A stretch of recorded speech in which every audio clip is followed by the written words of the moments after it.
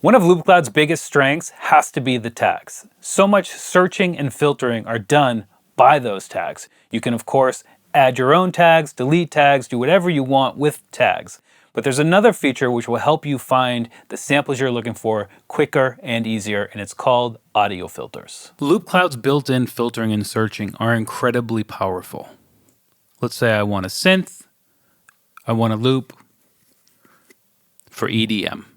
Very quickly and easily, I'm presented a list of loops that are tagged with synth, wave files, EDM. I can make sure they're loops.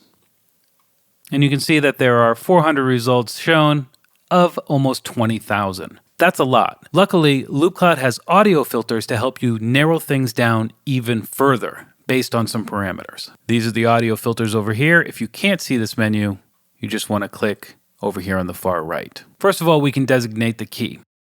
So for example, maybe F minor is what I'm after. We can also designate the tone. So if we're looking for something more bassy or something higher pitched, we can use the tone slider here. If we want something shorter or longer, the length slider works the same way. The stereo width will determine how much stereo information is present. So if you're looking for a bass, perhaps you'd want to have a more mono signal, while a lead could be a little wider. My favorite newer addition to the audio filters is the release date. So generally, I'm looking for something that's fairly new. There's also a drop down here to quick jump to last week, last month, last year, or back to everything. Now let's talk about the loops and one-shots. These are actually dynamic. So as an example, if I have one-shot selected as a tag, only one-shots will be available for me. The loop options will go away. And that's the same if I have loops selected. One-shots will go away. If neither of those are selected and we're still trying to figure out what we're looking for, both panels will be available.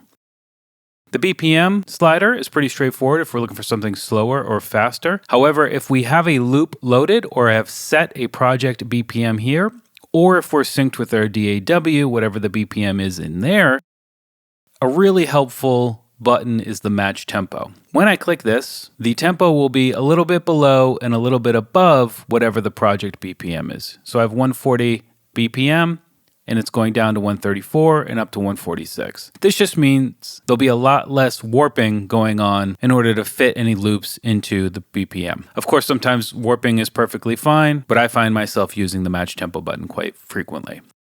Swing. We can look for something very straight or quantized or something a bit more swung and fluid. Rhythmic density will find clips that are simple. So if you think about just a kick loop or something more complex. So if you think about something like a full drum loop.